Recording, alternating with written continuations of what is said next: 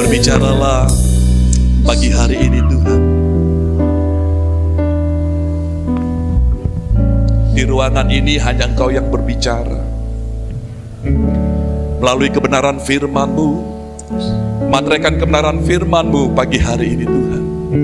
Biarlah menjadi kekuatan buat setiap kami, boleh menjadi teguran buat setiap kami, bahkan boleh mengingatkan setiap kami bahwa kami sungguh perlu hidup di dalam Engkau Tuhan. Terima kasih buat Bapa yang baik. Berkati urapi hamba-Mu. Biarlah Tuhan apa yang hamba-Mu sampaikan pada pagi hari ini boleh mewakili apa yang Engkau kehendaki buat jemaat-Mu di tempat ini. Sebab itu Tuhan kami percaya firman-Mu itulah yang memerdekakan setiap kami. Firman-Mu itulah Tuhan yang meneguhkan setiap kami. Dan firman-Mu itu juga Tuhan yang mengokohkan iman kami berharap kepada Engkau Tuhan. Berkati urapi juga jemaat-Mu yang hadir pagi hari ini Tuhan. Terima kasih buat Bapa yang baik. Di dalam nama Yesus kami berdoa dan mengucap syukur. Haleluya. Amin. Silakan duduk.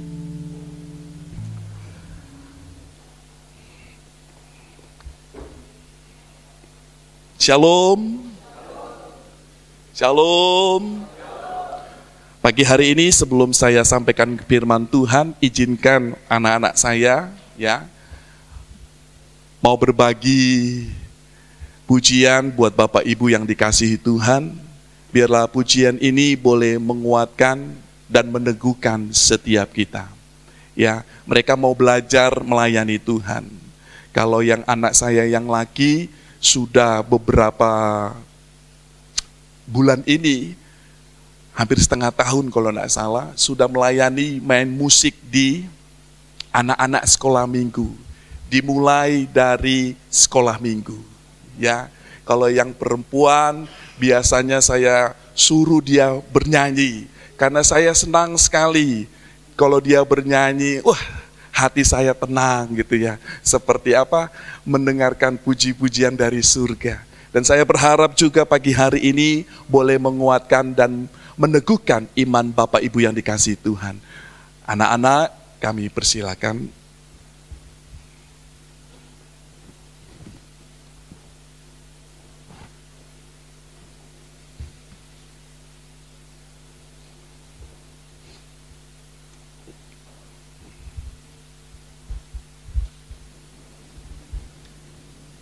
Shalom, perkenalkan nama saya Hasian dan ini kakak saya namanya Rival. Hari ini saya akan mempersembahkan sebuah lagu, semoga lagu ini bisa memberkati kami semua.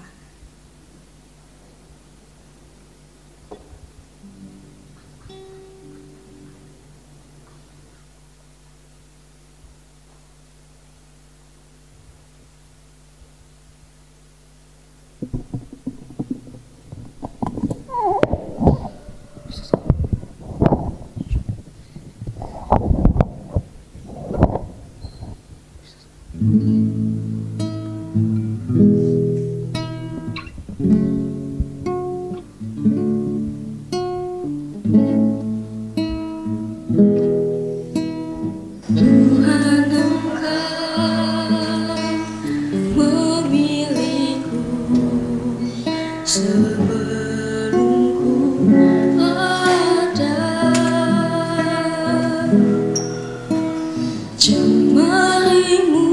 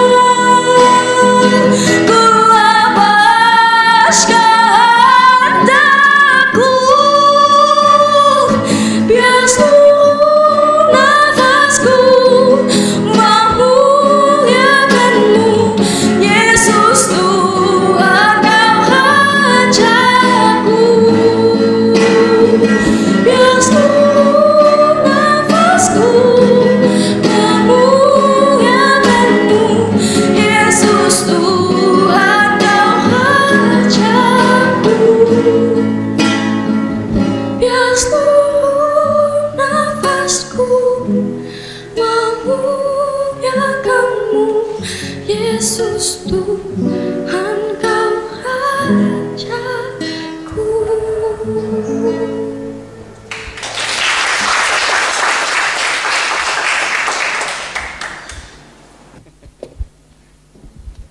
Haleluya. Saudaraku yang dikasihi Tuhan, ingat mereka ya?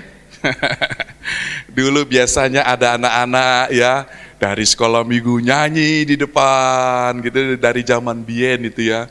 Terus disambut bapak-bapak atau ibu-ibu yang nyanyi gitu ya. Kadang-kadang anak saya juga saya suruh nyanyi dan menari. Dulu masih ingat ya. Sekarang mereka sudah beranjak remaja ya. Beranjak ke remaja, kami memperkenalkan mereka, inilah dunia pelayanan. Kami selalu ajarkan buat mereka, apapun profesimu nanti, apapun pekerjaanmu nanti, jangan lupa tetap melayani Tuhan. Saya tidak pernah targetkan anak saya untuk menjadi pendeta.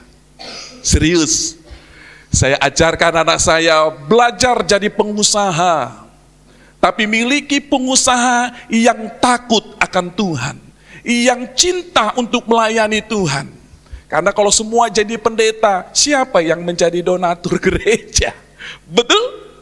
Saya ajarkan mereka tetap. Dan saya ajarkan mereka, kemarin kita habis pelayanan kematian, saya ajak juga tuh si laki itu kan, main musik. Nggak apa-apa, kamu lihat, nggak semua ada orang yang ada di atas, tapi ada juga orang yang di bawah. Ngerti maksud saya ya? Kita melayani bukan hanya orang-orang yang tertentu saja, tapi juga kita turun ke bawah melihat ada banyak orang yang membutuhkan pertolongan pelayanan kita. Jadi kami belajar ajarkan mereka untuk tetap mencintai pekerjaan Tuhan. Jangan terlalu sibuk juga memikirkan perkara-perkara duniawi, harus balance. Saudaraku yang dikasihi Tuhan, beberapa waktu akhir-akhir ini, mungkin saudara nggak tahu ya, kalau sampai di sini saudara dengar nggak? Tapi seharusnya dengar gitu ya. Karena ini sudah terekspos di media sosial gitu ya. Dan ini terjadi di kota Surabaya. Beberapa waktu terakhir belakangan ini ada beberapa orang yang mengakhiri kehidupannya, betul ya? Tahu saudara mendengar sampai di sini? Ini juga mahasiswa loh, yang punya knowledge, yang punya pendidikan, yang punya pergaulan, yang punya, saya mau katakan mereka cukup secara finansial. Tetapi saya percaya finansial tidaklah menjawab segala sesuatu. Saya percaya ada yang hilang di dalam dirinya. Saudaraku yang dikasihi Tuhan, yang pertama perempuan. Ya, dari salah satu universitas yang ada di Surabaya Barat kalau nggak salah ya. UC ya, betul ya? Tahu ya, UC ya? Dia mengakhiri, saya nggak tahu, ini katanya sih ada yang seliweran hanya karena percintaan gitu loh ya. Saya nggak ngerti bener apa enggak, tapi intinya dia mengakhiri kehidupannya, memutuskan mengakhiri kehidupannya sebelum dipanggil Tuhan. Yang kedua, ini yang lebih heboh dari yang pertama tadi. Ya, yang lebih heboh, salah satu mahasiswa Universitas PCU, Petra Christian University. Semuanya kenapa yang berbasis ya? Saya percaya juga UC juga berbasis banyak orang-orang yang percaya akan Tuhan di sana. Terlebih di dalam PCU itu ya, Petra. Ya kan? Saya nggak sedang mendiskreditkan nama-nama fakultas, tapi inilah kenyataan yang ada. Saya ketika mendengar ada lagi yang bunuh diri. Dia lompat dari lantai 12. Katanya mukanya nggak berbentuk lagi gitu ya. Saya ini bukan tipikal orang yang mendengarkan berita langsung heboh, enggak. Saya biasa-biasa saja. Apalagi seliweran dia bilang, ini anak gembala sidang, ini anak pendeta, wow gitu ya. Saya bukan tipikal orang yang langsung gara-gara anak pendeta gitu ya. Hei, yang dipanggil pendeta itu bapaknya duduk anaknya. Kadang-kadang kita mendiskreditkan kalau bapaknya pendeta, anaknya juga harus seperti pendeta. Yang panggilan pendeta itu bapaknya. Itu yang harus kita sadari. Saya nggak ambil pusing gitu ya. Tapi ketika berseliweran di YouTube, tahu ya, di YouTube, di IG juga, saya terkaget-kaget. Karena apa? Saya nggak menyangka kalau saya kenal bapaknya. Saya nggak nyangka kalau saya kenal bapaknya, karena bapaknya memang pendeta di GBI. Betul ya? Pendeta di GBI bukan hanya sekedar pendeta, tapi salah satu pengurus BPD.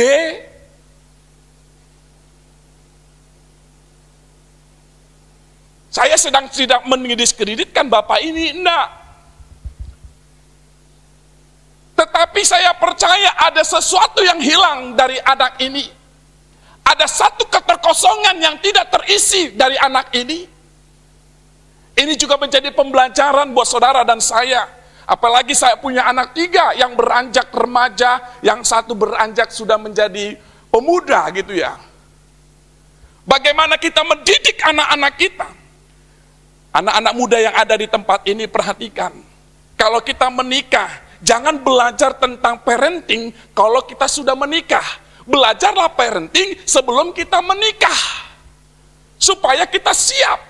Atau saudara bapak ibu yang belum pernah ikut parenting, selama ini sesudah lama menikah, saudara harus banyak belajar. Karena ada pengajaran-pengajaran yang selama ini biasa-biasa. Kalau Anda saudara mendengar di dalam parenting, saudara nggak akan menyangka kalau selama ini apa yang saudara ibu lakukan itu salah untuk mendidik anak. Coba kita perhatikan, belajar kebenaran firman Tuhan, supaya kita tidak sampai di dalam anggota keluarga kita terjadi yang seperti ini. Kita nggak akan pernah menyangka, rasanya selama ini api-api aja. Kayaknya nggak mungkin deh, betul nggak? Kayaknya nggak mungkin dia seperti itu. Kadang-kadang kita menampilkan sesuatu yang baik-baik saja di depan, betul nggak? Yang buruk-buruk itu kita simpan. Terkadang anak orang tua juga, ini sebenarnya parenting, pengajaran buat orang tua yang ada di tempat ini, juga buat saya secara pribadi berserta dengan keluarga, juga buat anak-anak muda. Yang kelak akan apa? Mengarungi bahtera rumah tangga. Belajar dari kebenaran firman Tuhan ini. Kita belajar sesuatu. Kejadian pasal yang kelima, ayat yang pertama sampai dengan ayat yang ketiga. Kalau ini khotbah selesai sampai jam 12, enggak apa-apa ya. Pak, saya belum makan siang. Jangan takut, ada makanan di belakang. Pak, saya mau ajak acara ke Atom, Pak.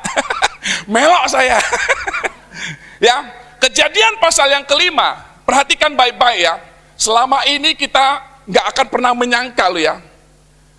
Nah, gitu kita belajar kebenaran firman Tuhan secara teologi ya. Kejadian pasal yang kelima, ayat yang pertama sampai dengan ayat yang ketiga. Perhatikan baik-baik. Inilah daftar keturunan Adam. Pada waktu manusia itu diciptakan oleh Allah, dibuatnyalah dia menurut rupa siapa? Rupa siapa? Jadi yang diciptakan yang menurut rupa Allah itu siapa? Siapa? Yang diciptakan Allah, yang menurut gambar imago Dei-nya Allah, itu siapa? Manusia, jenenge sopo? Adam. Yang diciptakan menurut gambar dan rupa Allah itu Adam. Terus saudara dan saya diciptakan menurut gambar dan rupanya siapa? Menurut gambar dan rupanya siapa? Takut ngomong ya, nggak dapat makan siang lo nanti. Menurut gambar dan rupanya siapa? Lo kok Adam? Berarti bapak kita Adam KB namanya ya. Saudara perhatikan baik-baik. Kodrat kita, saudara dan saya, diciptakan Allah itu memang menurut gambar dan rupa Allah sebelum manusia jatuh ke dalam dosa. Makanya Roma 3 ayat 23, karena manusia sudah kehilangan kemuliaan Allah. Citra diri manusia itu sudah rusak. Jadi karena saudara harus pahami dulu, yang menurut gambar dan rupa Allah itu Adam. Next. Laki-laki dan perempuan diciptakannya mereka. Ia memberkati mereka dan memberi nama manusia kepada mereka pada waktu mereka diciptakan. Ini yang paling menarik di ayat yang ketiga. Perhatikan, setelah Adam hidup 130 tahun, ia memperanakan seorang laki-laki menurut siapa? Menurut siapa? Menurut rupa dan gambarnya. Gambarnya itu N-nya kembali besar seperti ayat pertama atau N kecil? Berarti sedang berbicara kalau ada memperanakan seorang laki-laki yang bernama Set, itu menurut gambar dan rupanya siapa? Adam. Saudara bisa paham ya? Jangan saudara tanya, lu kayak siapa sih sama anak saudara gitu loh. Bapak gitu ya, emak gitu loh ya. Kelakuan anak kita, karakter anak kita diturunkan otomatis menurut garis DNA orang tua. Jadi Anda jangan bingung, lu nakal kok bisa betik begini lu ngikutin siapa sih? Bapak atau mama gitu loh. Jangan bingung. Kalau saudara bingung dengan anak saudara, berarti salah satunya ada yang selingkuh kah menurutmu? Anak tetangga ta? Enggak. Anak yang sudah Tuhan titipkan dalam hidupmu, itu adalah anak yang Tuhan kasih di dalam rumah tanggamu. Dan kodrat ini kan, tadi saya sudah katakan, karena kodrat kita diciptakan gambar dan rupa Allah, bagaimana tugas orang tua? Menjadikan anak kita serupa dan segambar dengan Allah. Ini yang paling penting. Bagaimana kita membawa anak-anak kita yang Tuhan titipkan dalam hidup kita bisa segambar dan serupa dengan Allah. Caranya gimana? Perhatikan, caranya adalah orang tua terlebih dahulu bisa serupa dan segambar dengan Allah. Saudara bisa paham? Kalau kita bawa anak kita supaya serupa dengan segambar dengan Allah, tapi orang tuanya hidupnya nggak genah, seperti tong kosong nyaring, le, kau niku gereja ya le? Kira-kira tanpa disuruh, anak pasti ikut ke gereja. Kalau bapaknya atau orang tuanya juga pergi ke gereja. Le, ojo ngerokok ya le, tapi setiap hari disuruh beli karena bapak atau emak Jadi kita orang tua, dengar baik-baik, kita orang tua, belum ada kata terlambat. Sekalipun anak kita sudah menikah, kita tetap orang tua. Dan anak kita yang sudah menikah, yang ada di tempat ini, Anda adalah orang tua yang harus membawa anak saudara bisa serupa dan segambar dengan Allah. Saudara di sini paham konsepnya? Jadi tugas orang tua adalah jadikan dirinya sendiri menurut gambar dan rupa Allah, supaya kita bisa membawa anak kita menurut gambar dan rupa Allah. Karena anak adalah cermin dari orang tua. Anak itu gambaran dari orang tua. Orang tua ngomongnya meso-meso, anaknya melo. Perhatikan baik-baik, 80% kebiasaan tabiat anak itu melo dari keadaan di rumah. Betul enggak? Orang tuanya ngomong kasar, pasti anaknya melo-melo. Karena apa? Omongan kasar itu biasa. Biasa diomongin di rumah. Biasa ngomong bentak-bentak, biasa ngomong kasar, biasa disebutkan binatang-binatang, itu biasa. Jadi anak itu ketika keluar dari rumahnya, pasti apa yang dilakukan di rumah sama seperti apa yang dilakukan di luar. Bapak Ibu yang dikasihi Tuhan, bagaimana Set bisa segambar dan serupa dengan Allah? Karena di pasal sebelumnya, mulai zaman Set, Enos, itulah baru keturunan Adam memanggil yang namanya Tuhan. Otomatis Adam dan Hawa harus serupa dan segambar dengan Allah. Tugas Adam dan Hawa memperkenalkan anak-anak ini siapa Allahnya. Dan pertanyaannya pagi hari ini, bagaimana caranya supaya Set bisa segambar dan serupa dengan Allah? Sekali tadi yang saya sudah sampaikan, Adam harus serupa dan segambar dengan Allah. Bagaimana caranya? Hadirkan surga di dalam rumahmu. Hadirkan surga di dalam rumahmu. Mengapa saya katakan kita harus menghadirkan surga di dalam rumah kita? Karena di dalam rumah anak mudanya ketemu dengan Tuhan. Di dalam rumah anak bisa melihat Tuhan. Anak bisa melihat Tuhan ketika mereka melihat orang tuanya mencintai Tuhan. Melalui perbuatan orang tuanya, anak itu bisa melihat, oh itu toh Allah yang disembah, Tuhan Yesus yang disembah oleh orang tuaku. Jadi saya mau katakan, hadirkan surga di dalam rumahmu. Karena di dalam rumah adalah proses anak itu bertumbuh dan berkembang.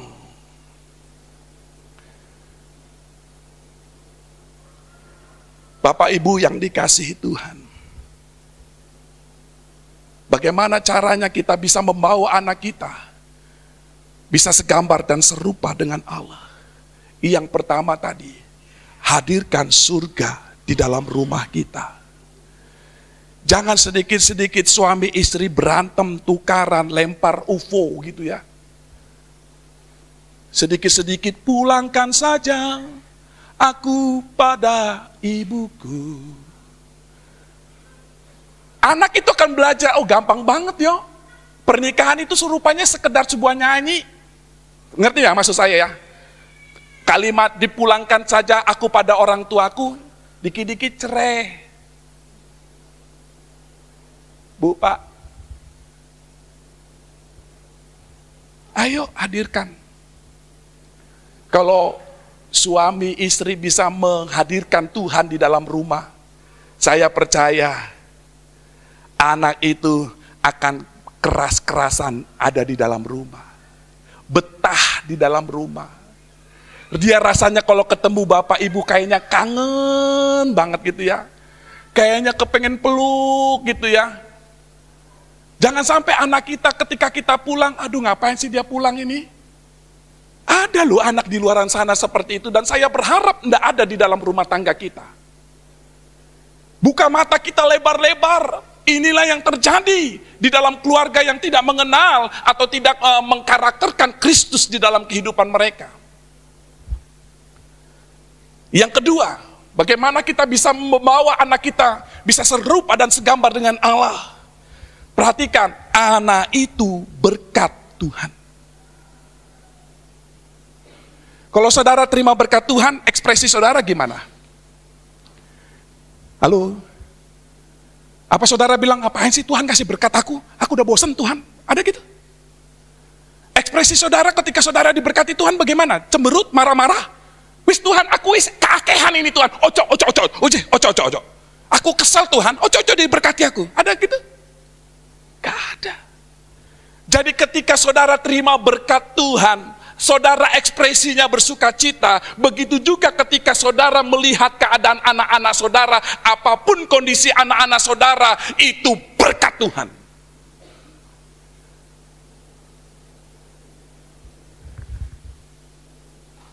Ada loh beberapa kasus, ketika istrinya dia hamil besar, ketahuan suaminya selingkuh, ya, ketika itu lahir, dia benci sekali dengan suaminya itu, karena anaknya sama wajahnya dengan bapak. Padahal itu dari rahimnya lu, karena terlalu menaruh benci. Nggak dikasih susu. Sampai tumbuh menjadi anak remaja, anak kecil. Disaksak itu, dihajar bener-bener. Karena ketika lihat itu anak, itu lihat bapaknya yang selingkuh. Sakit hati.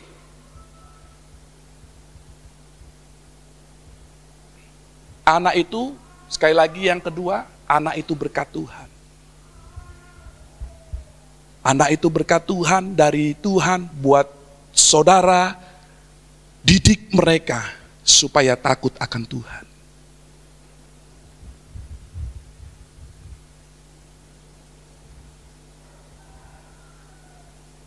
Kalau anak saya main HP di gereja, langsung, tak sikat HP-mu nanti. Karena kita ajarkan anak itu takut akan Tuhan.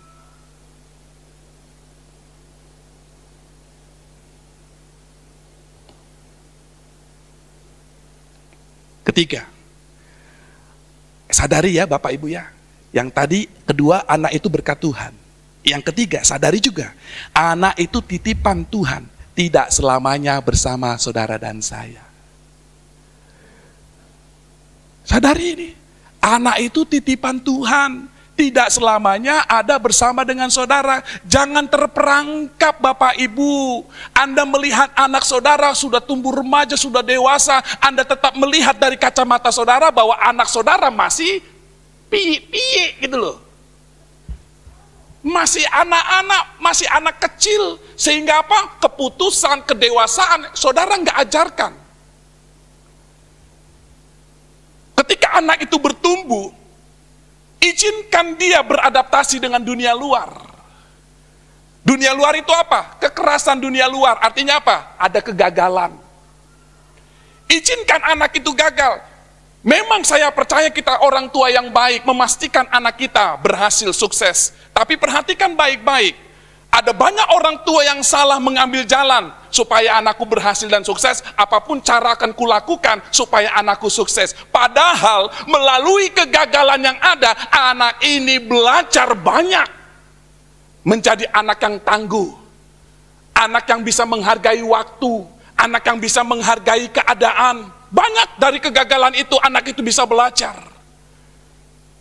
Kalau saudara sampai anak saudara tumbuh remaja, dewasa, pemuda, Anda tetap selalu membela anak saudara, pokoknya nggak ada, semuanya salah kecuali anakku. Saya mau katakan, Anda sedang membawa anak saudara pada jurang kehancuran. Kenapa? Anak itu tidak pernah bisa tahu apa yang namanya kegagalan. Kegagalan itu berharga loh. Tuhan bisa pakai kegagalan supaya kita banyak belajar di dalam kegagalan itu.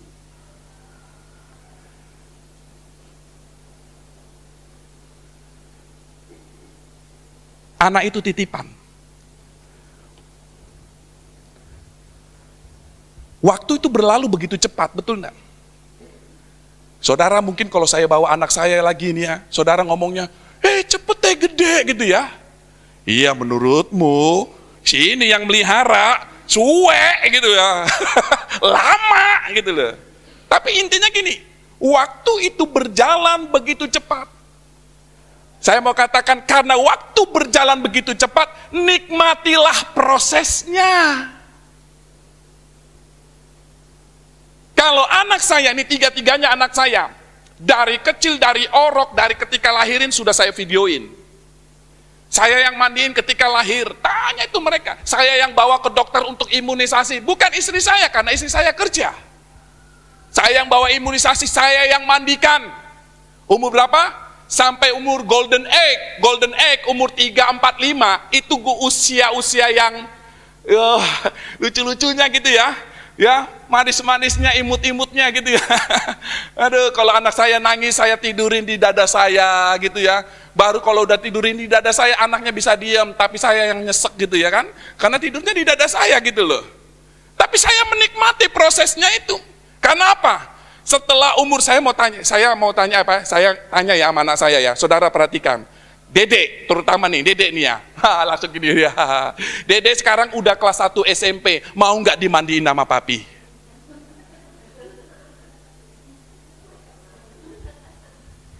Mau nggak pantatnya dipuk puk puk puk begini? Nggak mau kan? Makanya nikmatilah proses yang ada. Anak kita kecil, dia nangis, nikmati aja. Karena kalau udah gede, saudara nggak akan sama nangisnya bayi, sama nangisnya orang yang sudah dewasa. Artinya anak itu titipan, nikmati prosesnya, waktu berjalan begitu cepat. Dan jangan terperangkap, Anda selalu kasih dia susu, padahal anaknya sudah SMA. Biarkan anak itu terima kegagalan, supaya apa? Dari kegagalan itu anak bisa banyak belajar. Saya mau katakan nikmatilah kebersamaannya ya. Saya hampir sudah kehilangan kebersamaan dengan anak saya ya, yang gede gitu ya. Bukan karena dia benci sama saya, enggak. Karena semakin dia dewasa, ada banyak tanggung jawab. Dia ada tugas juga di gereja yang nggak bisa ditinggalkan. Gitu loh, nggak bisa ditinggalkan. Saudaraku yang dikasihi Tuhan, saya mau menikmati masa-masa anak saya seperti ini gitu. Karena saya sadari kalau mereka sudah besar, biasanya anak kalau sudah besar kan kan ikut bapak mamanya kan. Lama-lama kita seperti kembali lagi pacaran lagi berdua sama suami dan istri. Betul nggak? Kita diriwehkan sebentar waktunya sebenarnya. Diriwehkan pertumbuhan anak kita sebentar. Coba kalau udah gede, dia sudah tahu jalan sama temennya, apalagi sudah gitu ya, tertarik sama lawan jenis gitu ya, chatting-chattingan lama-lama sama kita, sama ayangnya, bebnya, sama crushnya gitu ya. Tapi kalau kita jawab kita chat anak kita, cuman jawabnya ye, g, tahu nggak? Disingkat-singkat. Makanya saya mau katakan, nikmati prosesnya. Anak itu titipan. Tidak selamanya saudara akan bersama dengan anak. Itu harus saudara sadari. Jadi orang tua bawa anak-anak saudara. Inilah hidup. Perkenalkan mereka dengan kehidupan di luar sana. Perkenalkan mereka dengan sebuah kegagalan. Kegagalan bisa diambil. Saya selalu begini. Ini ada pilihan. A, B, C. Kamu pilih mana? Saya sudah kasih tahu konsekuensinya. A begini, B begini, C begini. Kalau anak itu tetap ngambil keputusan padahal kita ngambilnya di A supaya gini. Tapi anaknya biasa anak zaman sekarang itu ya, anak itu suka ngelawan arus gitu ya. Dia ngambil C, ya sudah, nggak apa-apa dia ngambil C. Izinkan dia ngambil C supaya apa? Ketika dia gagal, oh rupanya begini ya. Tapi kalau selalu kita cekokin gitu, kita kini boboin anak kita. Hei bu, pak, umur kita itu semakin tua. Uban saya wis akeh gitu. Nggak selamanya kita bisa bersama dengan anak kita. Jangan sampai anak kita baru melek kalau kita sudah nggak sanggup. Jangan sampai anak baru melihat dunia kalau kita sudah tua renta.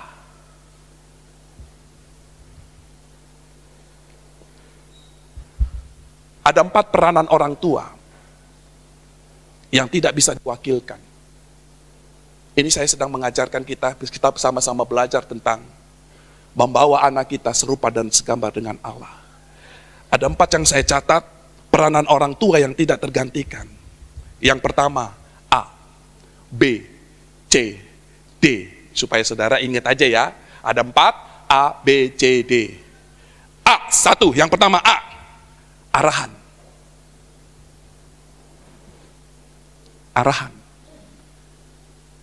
Ini tugas orang tua. Bukan tugas nenek. Hei, orang tua.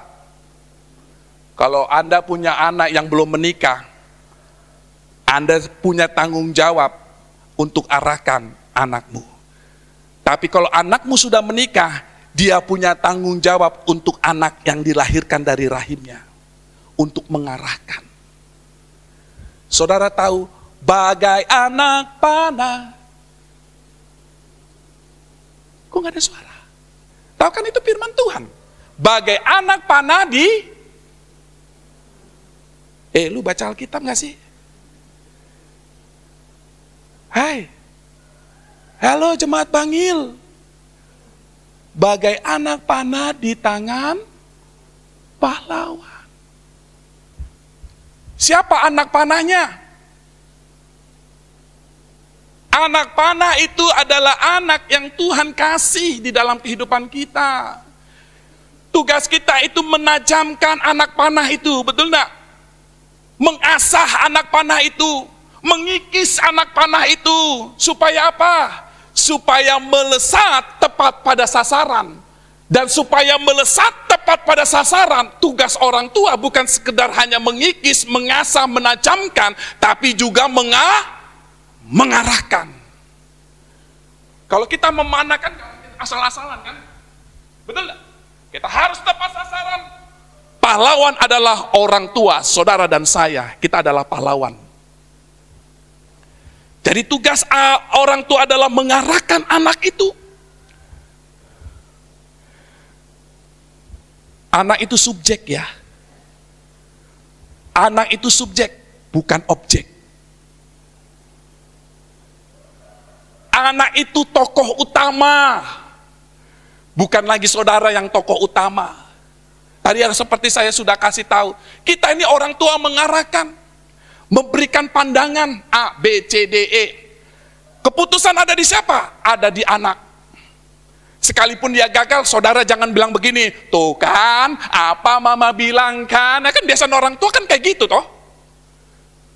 Kalau anak gagal, jangan bilang, bukan apa, mami bilang, papi bilang, kamu jangan begitu, jangan ngambil itu, sekarang kamu gagal kan, syukurin. Jangan gitu.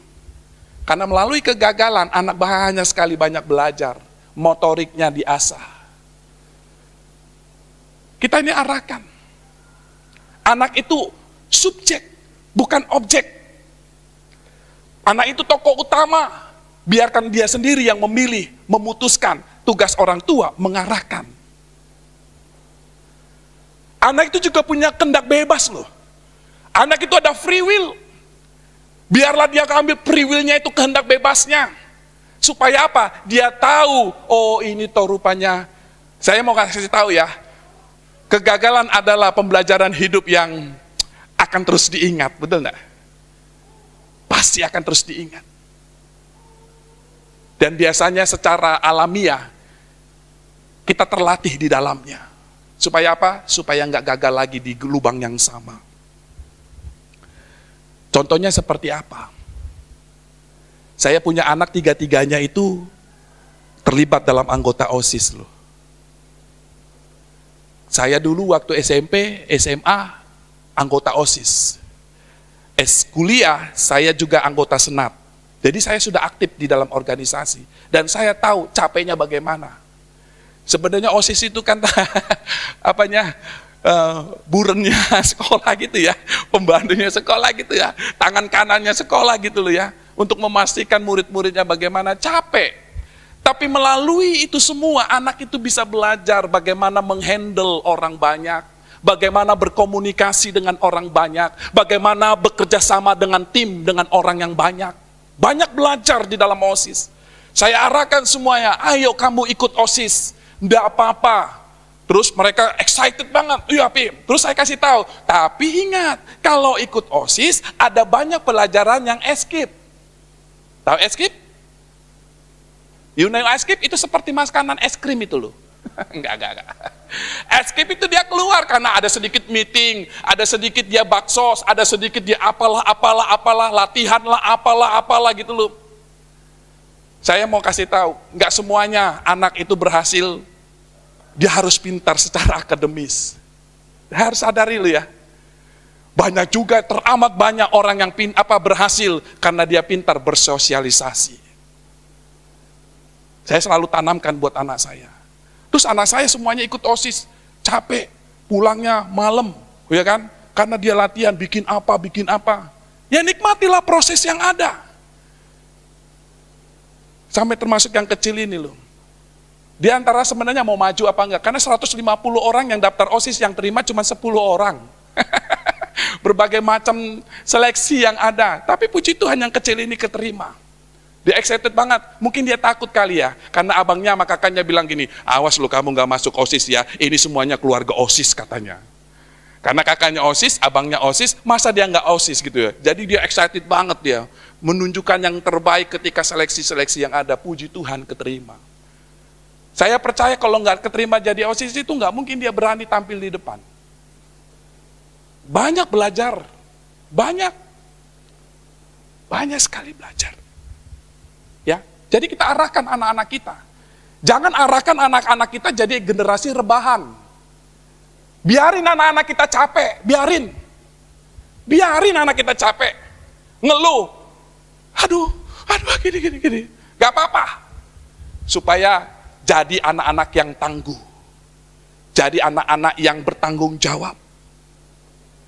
Ini anak saya yang laki bendahara, kadang-kadang saya guyu gitu ya, lu aja ngitung duit masih belepotan gitu ya, disuruh jadi bendahara. Tapi saya bersyukur, kenapa?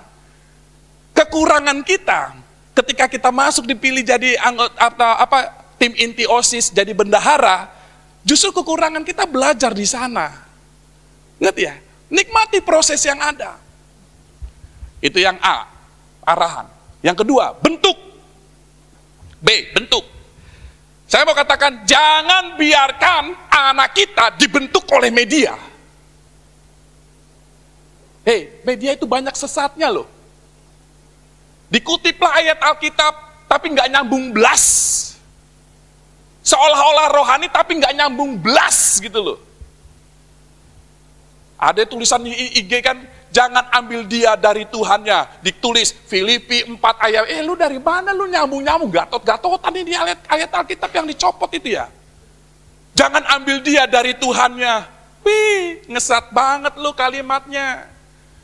Saya selalu ajarkan anak saya, kalau lu, sorry ya kalau saya bilang lu, karena memang biasa dari sana gitu ya.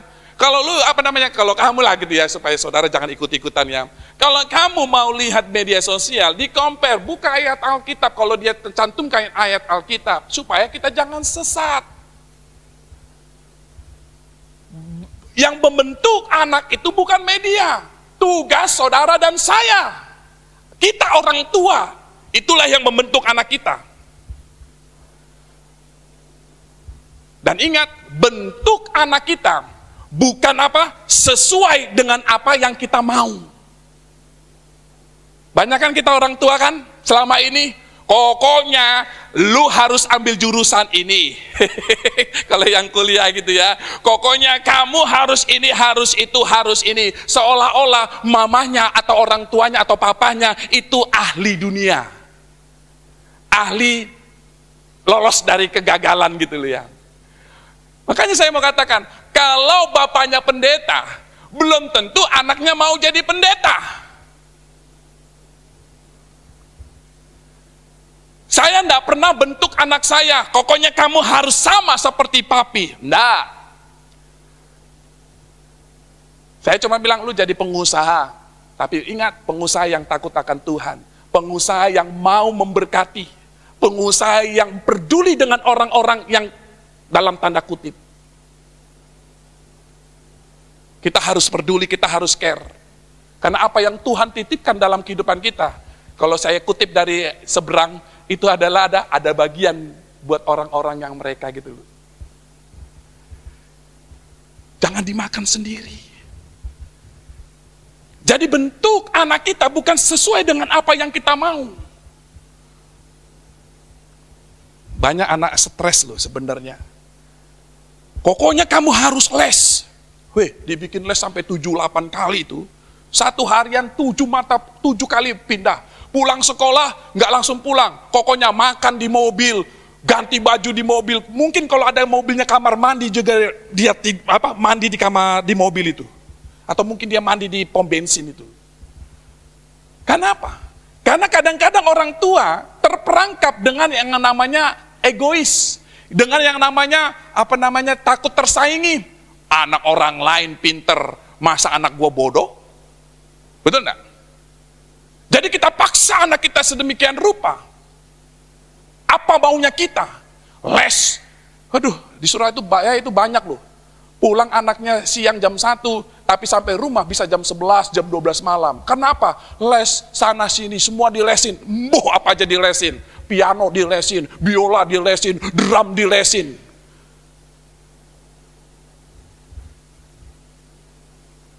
Memang baik. Saya bilang, itu enggak salah. Tapi kadang-kadang kita, apa maksud dibaliknya semuanya itu, jangan sampai membebankan anak kita, membentuk anak kita sesuai dengan apa yang kita mau. Karena apa? Karena kita orang tua malu. Apalagi kalau sudah kumpul ya, reuni acara keluarga, nih sebentar lagi nih, Kiong Hian kan ya, apa namanya, ya itulah lebaran gitu ya, tahun baru. Kumpul itu keluarga. Biasanya yang dia ngomongin apa? Anak lu kuliah di mana? Betul gak? Anakmu kerja di mana? Paling beban itu kalau yang belum menikah. Cece, kon suwe-suwe orang nikah-nikah, beban lo, mental lo. Nggak nikah-nikah emang urusan apa, Mayu? Jadi kita paksa anak kita, siapa aja yang mau sama lu nikah aja lah, langsung lah nikah gitu. Kita paksa anak kita, nggak boleh begitu. Jangan bentuk anak kita sesuai dengan apa yang kita mau. Tapi dengar, bentuklah anak kita sesuai dengan apa yang Tuhan mau.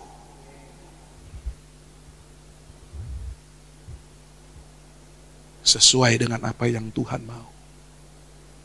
Nggak ada yang namanya demi egois gitu, demi naik pamornya. Woi, anak gua kuliah di UI, anak gua begini-begini, padahal lu kuliah di UI jalur mandiri yang ratusan juta ke situ, dipaksakan.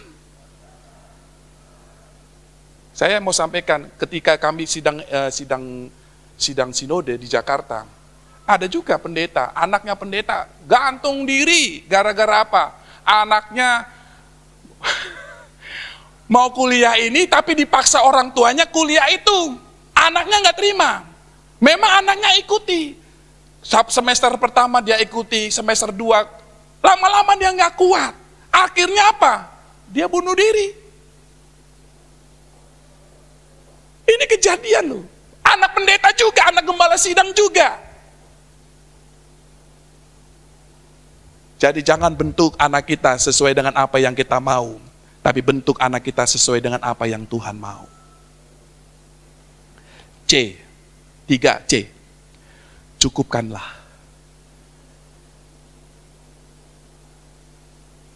Kita sudah cukupkan gak kebutuhan mendasar dari anak kita?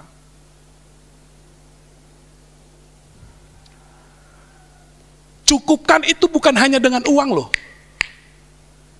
Tapi cukupkanlah dengan ruang. Kadang-kadang anak itu benar loh, dengar ya. Kalau ada anak-anak di sini banyak, mereka akan sepakat dengan apa yang saya sampaikan. Kadang-kadang anak itu tidak butuh yang namanya ocehan bapak ibunya. Tahu ocehan? Anak itu pasti, aduh ngoceh melulu gini kan. Kadang-kadang anak itu tidak butuh nasihat saudara. Yang anak butuh adalah anak itu mau didengar. Ada ruang buat anak itu berbicara. Jangan orang tua terus yang berbicara tanpa ada ruang anak untuk berbicara. Speak up.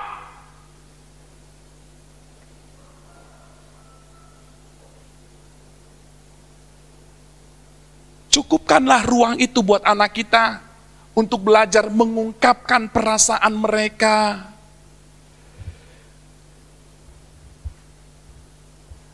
Bukankah firman Tuhan berkata, hai bapak-bapak, jangan bangkitkan amarah. Di mana?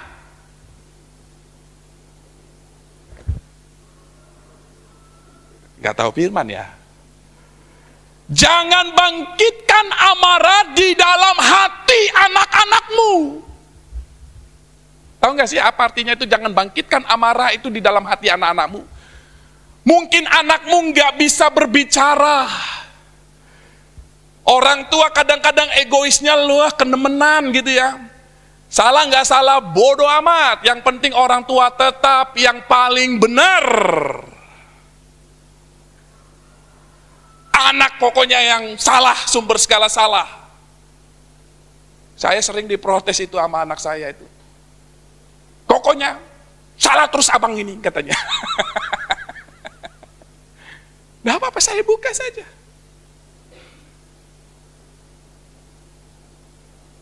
Kita nggak bisa cukupkan ruangan buat anak-anak kita. Dia nggak bisa speak up.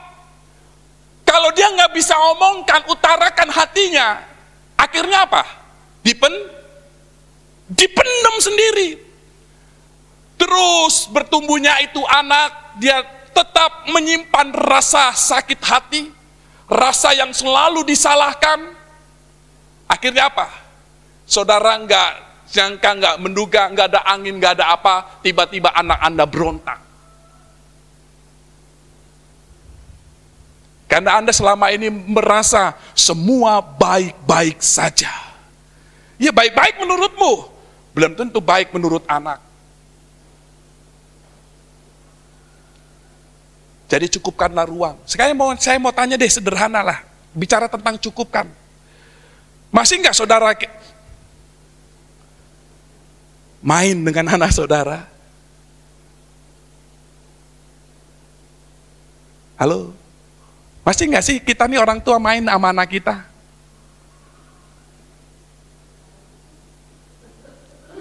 Ya bukan hanya anak kecil main-main, gundu-gundu, nggak gitu loh ya. Main itu artinya saudara jalan, ngobrol, berdua, quality time.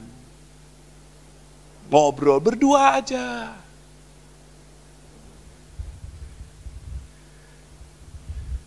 Jangan bilang, aduh pinggang ini kecok-kecok gitu ya. Bukan itu. Banyak cara untuk bisa bermain. Main game aja juga sama anak kita, itu quality time loh. Main game bersama-sama gitu. Ayo. Rasanya anak itu seneng banget ya. Jadi kalau suami atau bapak sama anaknya main game, ibu jangan marah-marah ya. Tapi kalau kerjanya main game, baru ibu marah-marah lah. Tapi sekali-kali main sama anaknya, seneng gitu ya. Main ke taman kayak gitu, seneng banget. Masih ada nggak di sini? Atau saya mau tanya lagi, masih nggak kita memeluk anak kita? Ayo. Sudah berapa tahun kita sudah lama kita nggak meluk anak kita? Jangan bilang udah gede. Kalau kita pikirannya udah gede, berarti Anda punya pikiran OVT. Sekalipun anak Anda sudah gede, sudah remaja, atau sudah pemuda, perlu yang namanya dipeluk. Kadang-kadang kalau anak kita peluk tanpa sadar, kadang-kadang dia nangis. Kenapa dia nangis? Mungkin bebannya di luar itu berat, dia nggak bisa ngomong, nggak bisa speak up. Tapi ketika kita peluk, nggak usah banyak bicara, kita peluk, ngomong semua baik-baik saja. Saya percaya ada ikatan batin yang kembali merekah di dalam hati anak kita. Saya kalau berangkat sekolah itu anak-anak cium tangan saya. Dia cium pipi saya cium pipinya dia. Saya tumpangi tangan saya ke kepala anak-anak saya bilang, Tuhan Yesus memberkati. Kalau saudara nggak percaya, nih anak saya masih ada 2 di sini nih, takoni. Setiap berangkat sekolah, dia cium tangan saya, dia cium pipi saya cium pipinya dia, terus saya tumpangi kepalanya, Tuhan berkati. Sekalipun anak saya yang sudah SMA kelas 2, tetap begitu. Kadang-kadang dia minta dipeluk loh. Kadang-kadang dia dipeluk, kalau dia naik motor, dia langsung peluk begini.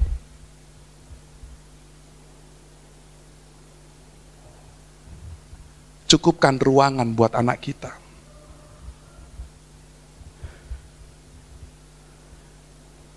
Masih nggak kita mau mendengarkan anak kita? Ini ruangan loh.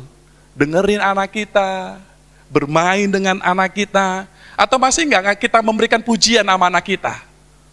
Masih nggak kasih pujian sama anak kita?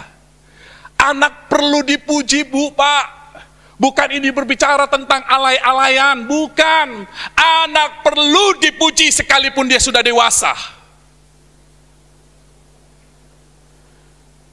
Ada di luaran sana anaknya nilainya 90 aja sudah dimaki-maki. Karena apa? Karena saudaranya nilainya 100. Lu goblok amat sih lu, no, gitu ya. Kita nggak bisa memuji anak kita.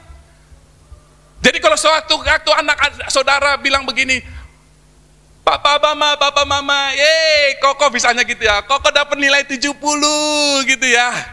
Kalau saudara punya pikiran yang positif, saudara puji, bilang begini, mantap, keren, itu hebat, sekalipun masih ada nilai 80 di atasnya, ada 90 di atasnya, ada 100 di atasnya, tetapi setidaknya ada pujian yang keluar dari saudara. Karena apa? Kita nggak tahu itu prosesnya bagaimana itu anak bisa dapat nilai 70. Dia belajar sedemikian rupa, kan betul nggak? Ada harganya dia belajar.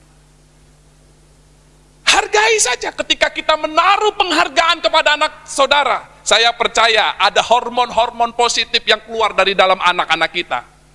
Orang tuaku menghargaiku. Orang lain bilang nilaiku elek, yang penting orang tuaku menghargaiku. Jadi apa? Ada rasa nyaman di dalam rumah tangga kita.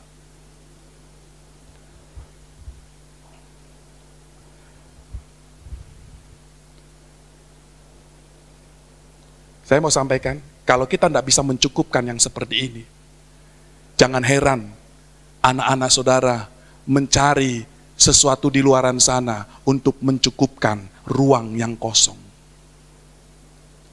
Jangan heran kalau anak Anda lebih nyaman curhat sama orang lain ketimbang saudara.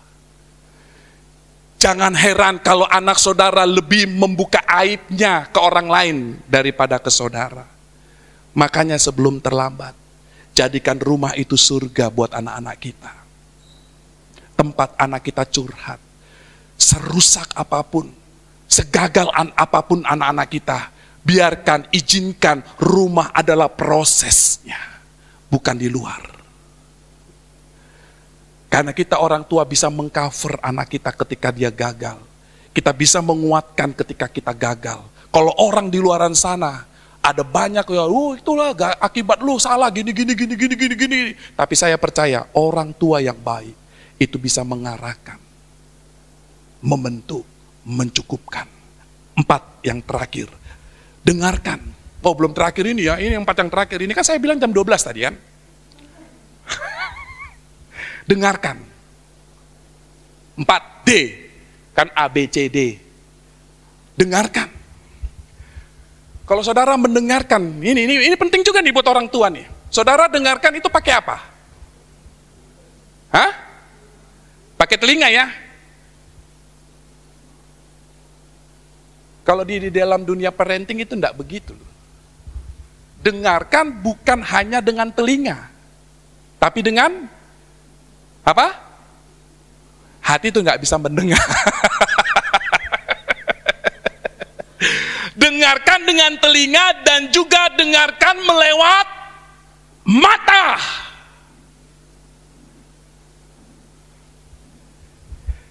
Mata itu juga bisa mendengarkan loh.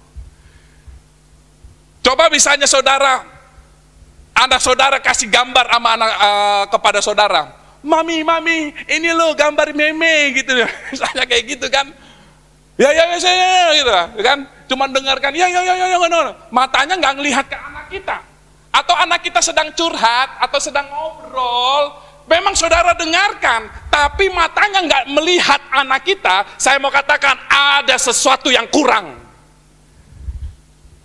Karena apa? Karena selalu bilang matamu berbicara. Coba kita yang orang tua, kalau kita ngomong sama anak kita ngomong serius tapi anak kita matanya menjelalalat kemana, apa yang kita lakukan? Ko, mas, mbak, kak, perhatikan papi kalau ngomong, betul nggak? Perhatikan papi kalau ngomong. Kenapa kita butuh dengan mata? Karena mata itu kita memberikan ruangan fokus kepada anak kita. Fokus sama anak kita, bukan fokus dengan yang lain. Ngomong, lihat, face to face, mata wajah.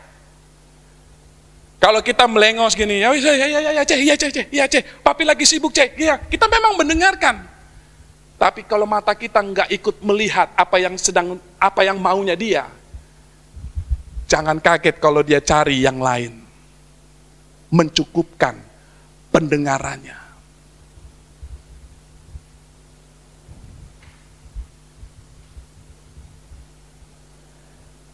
Yang terakhir. Tadi kan dengarkan ya.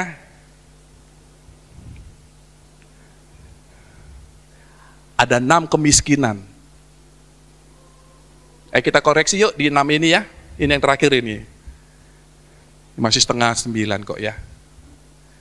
3,5 jam lagi. 6 kemiskinan di saat mendengar.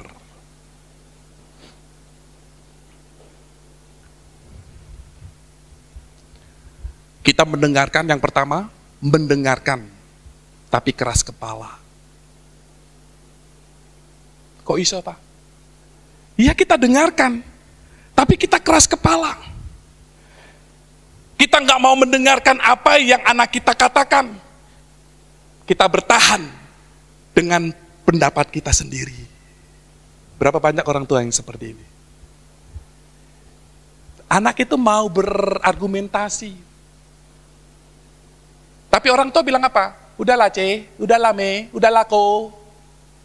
Papi lebih paham, Mami lebih paham daripada kon.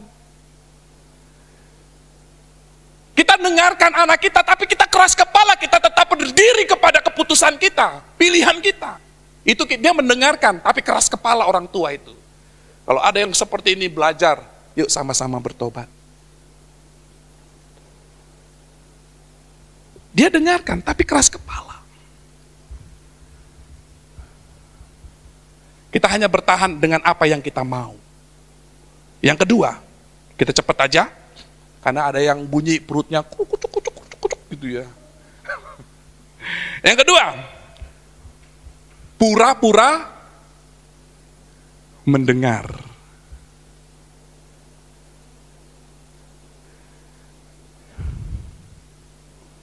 Tahu nggak cirinya orang pura-pura mendengar? Ngomongnya begini, oh ya, oke. Padahal dia nggak fokus loh. Kalau ditanya lagi, emang tadi aku ngomong apa, Ma? Ya, Mbo. Itu tipikal orang yang pura-pura mendengarkan ngomongnya, oh ya, oke, ya, ce. Itu pura-pura mendengarkan. Kenapa? Fokusnya nggak di sana, matanya nggak berbicara. Makanya saya tadi kan bilang, dengarkan bukan hanya dengan telinga, tapi dengan mata. Kemiskinan mendengarkan, itu ada itu apa? Oh ya, pura-pura mendengarkan. Tapi karena nggak ada mata yang bertatap muka, dia nggak fokus. Cuma pura-pura mendengarkan supaya anaknya seneng gitu loh. Padahal ketika ditanya, mana Mah? Misalnya anaknya bilang gini, Ma, nanti kalau pulang jangan lupa ya beli pensil warna. Oh ya gitu. Anaknya yakin kalau orang tuanya beli. Betul enggak? Kalau pulang, ketika anak pamannya orang tuanya pulang, Ma, mana pesanan Meme atau Cece? Kau pesen apa? Nah, orang tuanya ngomong gitu, kau ini Meme itu pesen apa? Berarti inilah tipikal orang tua yang mendengarkan, tapi pura-pura mendengarkan. Ayo belajar yuk. Udah yang kedua loh ini. Ada nggak di antara yang satu dan yang kedua ini? Penyakit ini ada dalam orang tua. Kalau ada bertobat ya, kita fokus, kita kasih mata kita, mana kita. Yang ketiga,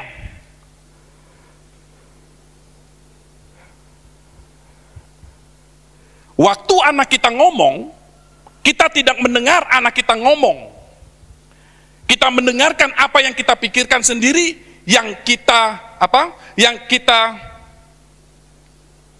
ada di kelopak mata kita gitu loh. Yang ada di kepala kita. Anak ngomong apapun, kita nggak mau mendengar. Pokoknya yang paling benar itu apa yang ada di kepala kita, orang tua.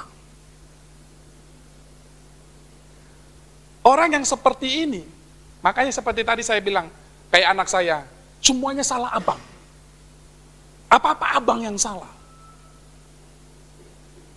Karena apa? Yang benar itu hanya kepalanya orang tua. Anak itu nggak pernah benar. Jangan mengkerdilkan pertumbuhan anak-anak kita. Serius. Ini bukan buat saudara aja kok. Ini juga buat saya. Saya introspeksi kok. Saya nggak sempurna kok.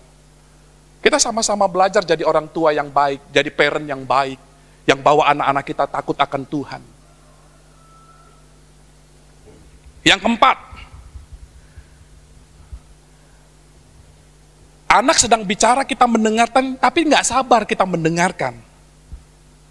Anak baru ngomong langsung kita potong, iya papi udah ngerti kok. Ada nggak sindrom yang kayak gini orang tua? Anak itu belum selesai ngomong, tapi kita orang tua sudah paling tahu bener gitu loh ya. Apa yang mau diomongin sama anak kita. Ya, papi udah paham kok, papi udah paham. Kita langsung potong anak kita di tengah jalan ketika dia sedang bicara.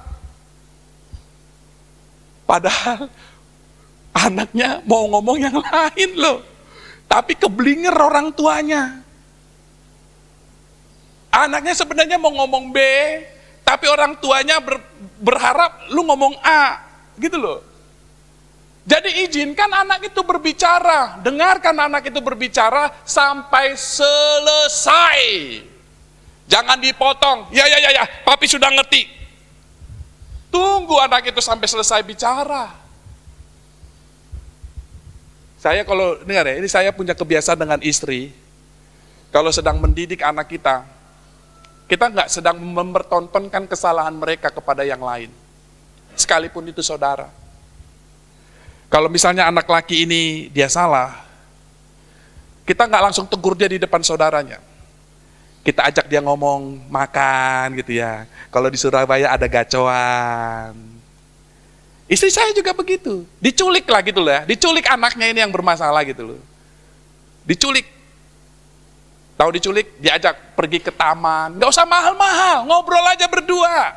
Apa sih, kenapa sih? Itu penting loh dalam dunia parenting orang tua. Kenapa? Diajak diculik, diajak ngobrol, jangan di depan orang lain, dimarahi jangan di depan yang lain. Kalau sesuatu yang sifatnya krusial gitu loh ya. Diajak ngobrol. Saya ajak ngobrol ke taman, kan gak perlu bayar apa-apa, cuma lu aja siap digigiti nyamuk gitu kan. Diajak makan gacoan kan gak mahal gacoan kan. Ajak makan di warteg, ajak ngomong di pinggir kali, apa sungai atau apa laut, apapun yang ada. Supaya apa? Anak itu ada rasa dihargai loh.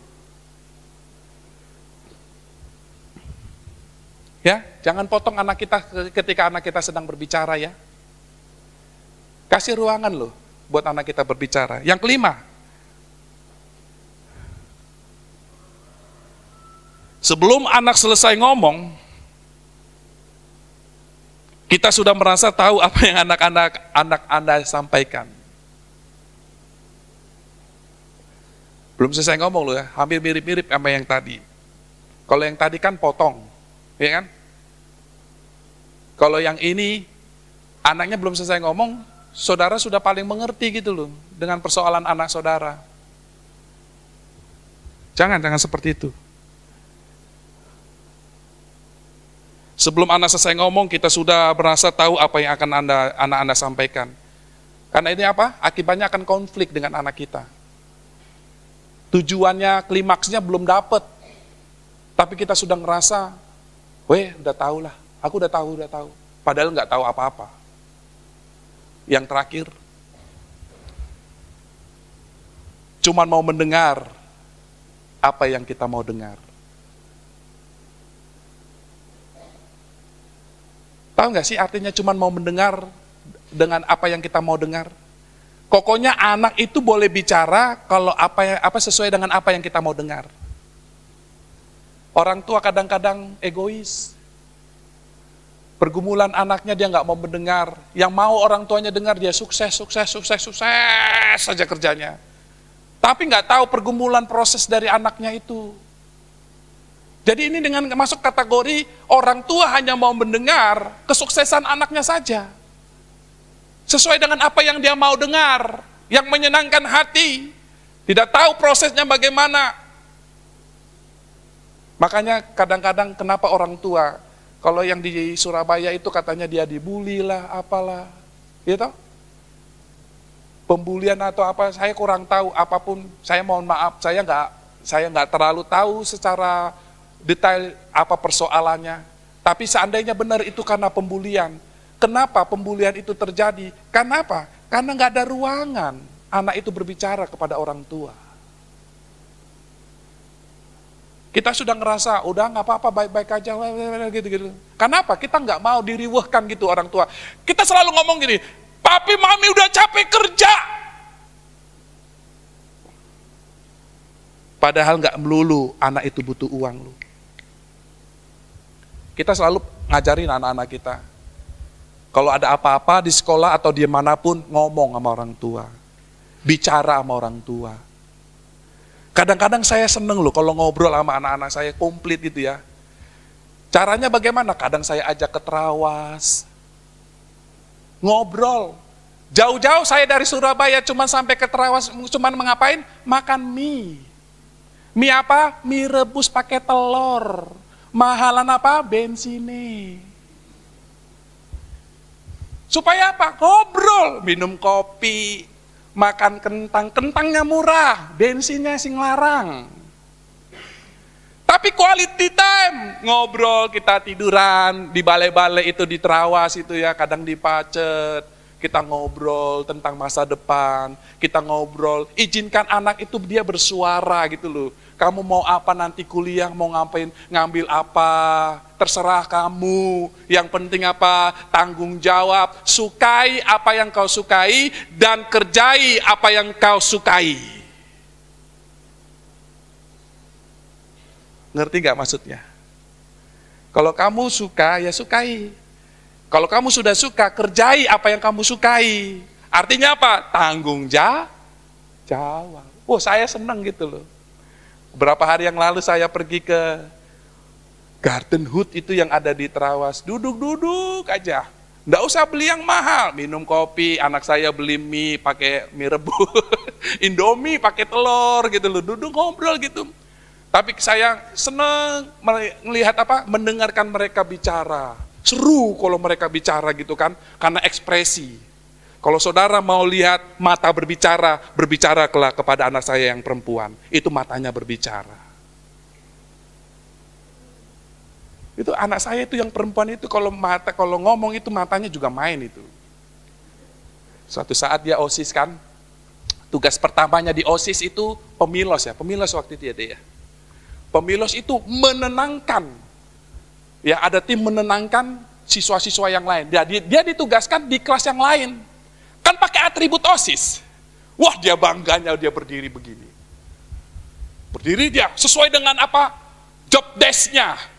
Nggak boleh diajak bicara sama orang lain katanya. Kalau diajak bicara berarti kan menimbulkan ngobrol gitu ya. Lupa sama tugasnya. Diajak bicara dia sama orang lain. Hei, nggak boleh bicara. Nggak boleh bicara. Sampai gurunya pun ditegur. Pak, gimana sih Pak? Bapak ngobrol sama murid-murid Pak. Jadi rame itu Pak di belakang Pak. Tolong diam Pak. Karena memang sesuai job desk-nya. Terus anak-anaknya yang dia jaga, dia main-mainin botol apa? Botol air minum. Anak saya cukup begini, matanya main dia gini. Botol. Matanya berbicara. Mungkin karena godenya itu matanya dia itu ya. Dikasih. Jadi anak orang takut karena ngeliat matanya dia. Saudaraku yang dikasih Tuhan, makanya saya mau katakan, mendengar itu bukan hanya cukup dengan telinga, tapi mata juga berbicara. Amin. Baiklah, melalui kebenaran firman Tuhan ini saya akhiri, karena saudara sampai 2012, bibir saya juga ada kempot-kempot begitu ya, udah capek juga bicara ya, tapi biarlah melalui kebenaran firman Tuhan ini, ayo, sama-sama bawa anak kita, ya, bawa anak kita, atau jadikan dulu kita menjadi serupa dan segambar dengan Allah, kita orang tua. Supaya apa? Supaya kita bisa membawa anak kita serupa dan segambar dengan Allah. Amin untuk firman Tuhan.